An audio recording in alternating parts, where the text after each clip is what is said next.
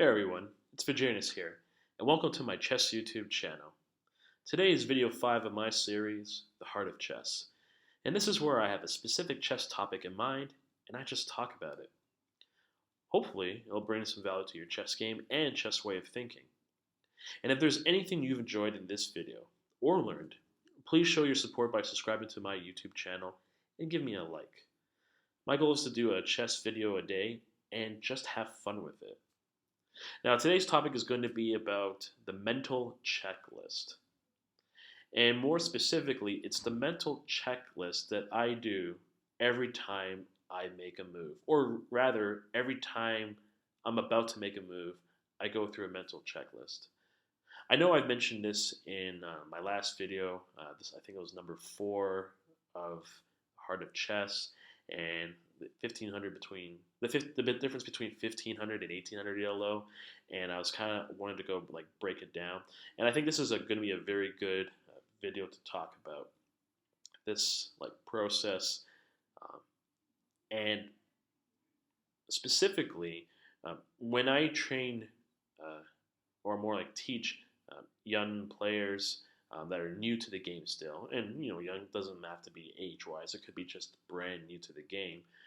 Once they get a basic understanding of chess, I really start talking about this mental checklist because I feel like the list is very simple, but how it's applied based off your strength in chess, um, there's a huge difference. So, for example, someone that's beginning in chess, or maybe they've reached 1200 at ELO, which is the average chess rating worldwide, they probably have do something similar. But someone at 1500 may be doing the same thing too, just maybe quicker, or it's basically a lot more focused, or it's more pattern recognition. And then if you jump over the rating, then it just gets higher, higher, higher. But I can definitely guarantee you that everyone goes through this mental checklist. It just may not be as organized or as um, focused. So let me talk a little bit about this mental checklist. And it's really quite simple. One thing I used to do when I was around like 16, 1700, and I think most of you might agree that this has happened to you before in normal games or especially tournaments, is you kind of talk to yourself. And I don't mean like you talk to yourself like you're crazy or you're an only child, even though I am an only child. But you talk to yourself so that way you kind of stay organized and focused, and you try and focus on what should I be looking for? What are the moves I should be anticipating? What tactics are happening, or am I safe, or is the enemy not safe? And sometimes we have those thoughts scattered around when we're playing chess, and that may be due to like lack of discipline, lack of experience, or maybe just even tired, or just maybe because your opponent is really difficult to play against, and there's a lot of emotions, stress. There's a lot of different factors, and I think that anyone who can figure out how to focus um, cleanly, structured, will usually have an advantage in the long run. So when I was 16, 1700, I would talk to myself, and I kind of would like ask myself questions on, okay, if my opponent does this, can I respond to it? How big is this threat? And I would do that with my limited understanding of a 16, 1700. And that's when I kind of started coming up with this mental checklist. And this is now something that my rating currently, which is around 19, 2000, um, it's quite effective.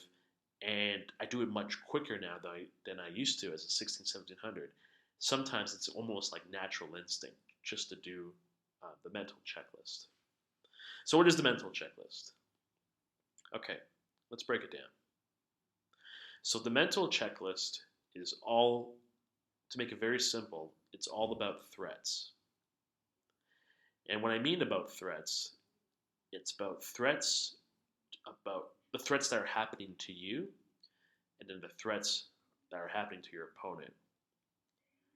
And based off your strength in chess or understanding, you're always going to prioritize the same thing, but your awareness to it, or kind of like the rules, could be bended and sometimes even broken.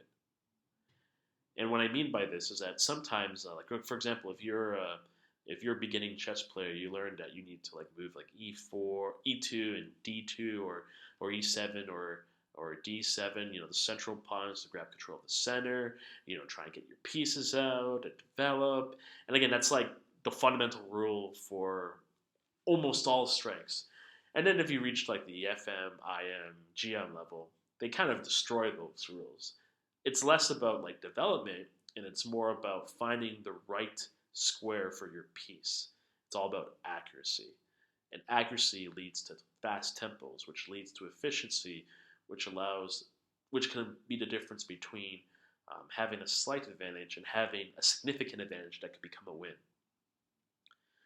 So in regards to threats, um, I've found that this mental checklist that I do for threats helps me organize my mind to the point where now I don't even need to like say it or speak it out of my head like right away. I can just look at the board and I can instantly apply the checklist right away. And I guarantee you, once you do this checklist and you apply it to every move, and trust me, that's actually the hardest thing to do is to like take a second and apply it. I guarantee your game will get much better, like no doubt, like absolutely no doubt, because your focus will be stronger. You'll be less kind of like, oh, I don't know what to do, and be more of, okay, looking for this, looking for this, looking for this. So the mental checklist is about threats, and specifically threats to you, and it's the threats to your opponent that you're making onto them. And for each threat or each section, there's 3 questions you got to ask yourself. And you have to identify each and every one of them before you continue on with the next question. So let's just say, it starts off with number 1, and you can't do number 1. You can't go on to number 2 until you finish number 1. And you'll see what I mean when I explain it. So, right now, you're playing a chess game. Let's say you're white, for example, and you're playing like a simple Italian game. So Italian game is, and you can do this in your mind or even do it on the chessboard, e2 to e4, e7 to e5, knight g1 f3, knight b8 to knight c6, bishop c4, and that initiates it. And let's say your opponent plays knight f6, threatening your pawn, and on e4. And then let's just take a second, because now we actually have a potential threat that's happening. So now this is kind of like where the checklist kicks in. Although you can realistically do the checklist every time. And it's also recommended, just to help you. So I'm playing in this game, and I'm playing the Italian game. And I applied the mental checklist.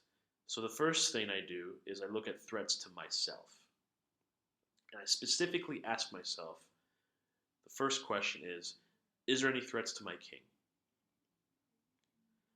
And then after, is there any threats to my pieces? And then the last question I ask myself, is there any threats to my position? Now, number 3 is tricky to answer because threats to your position is very subjective in everyone's mind. The only way to not be subjective is to use an engine or have someone of a very specific strength analyze your games. And even at the end of the day, it's still subjective. It always will. But those are the 3 questions. And I'll break down those questions based off like if you're 1200, 1500, 1800, etc. So that's what you do. You do that first. And then the second thing you do is now you go to the second section, which is there any threats to my opponent? And then you ask the 3 questions in order. Is there any threats to my opponent's king?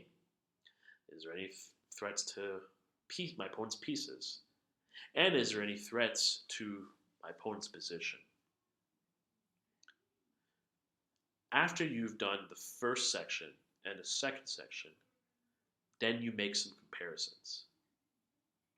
And based off the number of the question, let's say if uh, let's say that you've identified that your king is in danger, but your opponent's queen is being threatened and can be taken. Well, what is the priority? That's when you make the comparison. So, as we all know in chess, the number one objective is king safety. And even though I'm threatening my opponent's queen, which is the strongest piece in the board, and arguably like it's going to be a great threat, um, if the threat to you is your king, well, I guess the king takes priority. And if the king takes priority, you have to defend it. So once you start, the whole point of the checklist is that once you confirm something based on asking specific questions and looking at the chessboard and finding the answers to those questions, then you can start coming up with a plan as to the next move. And all your energy and focus is going to be right towards that question that's being answered. So let's apply this practically in the Italian game, where I think I made like 5, 6 moves in. So my opponent's played knight f6, attacking my e4 pawn. So now I apply the mental checklist. So I look at myself first. Is my king being threatened? Well, my king's in the center, but there's no real pieces attacking it right now. There's no threats to any of my surrounding pawns. My opponent hasn't played bishop c5 yet. Looks like my king's safe. Is there any threats to my pieces? Well, yeah, there is a threat to my piece. My e4 pawn is being attacked, and right now I don't have a defender. So we've now identified through the mental checklist with the threat of yourself first that there's a piece being attacked. So number 2 is kind of like a mental check mark. And then number 3, it's positional. Is there a threat to your position? Again, this is where it gets tough. When I teach a student that's new to the game, I always explain to them what 1, 2, and 3 is, but I tell them to forget about 3 because right now they're not going to be able to understand it. And the goal is to not just train them and teach them a way to be better, but also to not overcomplicate it and keep their interest in chess. So a good interest in chess is winning or being better or playing better. So if I focus specifically on developing this mental checklist and helping my student make less mistakes or see threats coming faster or more efficiently, it's going to make their enjoyment go higher because they're going to be playing better, even if they're still learning and gaining knowledge. So in my example, number 2 has been checkmarked. A pawn is being threatened. Okay, let's look at my opponent now. So I'm looking at my opponent's position. Is there a threat to their king? Well, we do kind of have a bishop f7 type possible attack. In theory, we can also play knight g5 for white, so that way we're gaining up on the f7. But is that really going to be an attack? Well, this is where today I'll answer the question, but realistically, like in a chess tournament or when you're playing chess, you want to ask yourself that question. And this is where you take your time to think before you move on to number 2. And that's the most important part. Because right now, you're on the second part of the questioning and you've realized that, oh wait, I'm not 100% sure if there's an actual threat to my king. Well, guess what? Now you know that you have to focus, threat to their king. So right now, before you make a decision, you should focus, do I have a legit threat? And that's great because now you're taking your energy, your focus, and you're pointing towards a specific goal, which is identifying, is there a way to attack my opponent's king? Well, in this case, there isn't. Even though you can play bishop g5, it's not realistic. Your opponent can play d5. There's different things. It's not effective right now. So let's say we confirm that, okay, we don't have an attack on the opponent's king. The king's not being threatened. Let's go to the second part. Is there a piece being threatened? Well, unfortunately, everything's protected on black right now. So looks like the answer is no. And then the third part is, I guess, the position being threatened. Well, there's no threat to the position right now. It's too early in the game. Black hasn't done anything that's shown vulnerability. But again, that's all subjective based on your understanding of chess and positions. So in that case, we know that we have the answer to that question. Okay, let's make the comparison. Well, the comparison is there's only one question mark. There's only one question that's been answered with a yes, and that is my opponent is threatening my piece. So therefore, using the mental checklist, I've confirmed that a piece is being attacked. Now I need to figure out a plan on what to do. Do I defend it? Oh, well, actually, you do defend it because the checklist has made it clear that you must defend. Now, this is a thing that I do all the time, and it really makes my thoughts efficient because sometimes I've noticed when I play games is that I'll start thinking about like different theories, different ways of attacking, but it takes time, it takes energy, and at the level that I play at, I need to conserve that energy and really focus on the moments in chess where it matters, like like highly matters. You know, to save on time, or just in case I don't want to have time trouble later down the road in a chess tournament. So applying this mental checklist, split it up to two sections. First, checking the threats to your king, to your pieces, to your position. Then their king, their pieces, their position, and then comparing them both, you can identify what's the area you need to focus on most. Because let's just say you're being attacked. Like, let's just say there's multiple pieces of yours being attacked. Like, pawns are being attacked, um, and a knight's being attacked. But then you've identified that your pieces are attacking, like, their rooks, you know, maybe even threatening their king into a mating net. Well, based off the mental checklist, you have identified that your attack is a lot stronger or is going to grab more material than your opponent. And with that data, now you can focus on how do I specifically do this attack, and that's where you concentrate your energy on. And I guarantee you, this is the hardest checklist to do, especially if you haven't done it yet, because sometimes you're playing a chess game and you see a move and you've already had the idea of what you want to do, and then you just play it. But then you forget to do the mental checklist, and that's kind of what helps facilitate a blunder. And you know how painful a blunder is. It sucks. You learn from it, but in the meantime, you're gonna it's gonna hurt you in the game. If you do this mental checklist, I guarantee you will improve drastically, not just in awareness, but also just preventing or mitigating blunders from occurring because you're focusing on all the three different questions. And those three different questions you have to answer. So it forces you to look at the board, look at all the different pieces, and I guarantee you that people playing like 1500, 1800, 2100, 2400, they do this all the time, this checklist, except that we do it quicker, or, you know, higher uppers do it faster. It's like ingrained into your brain, so when you look at a board, you instantly just apply it onto the board, and then we answer the question right away, and then we figure out what the plan is. So I hope you really enjoyed this video.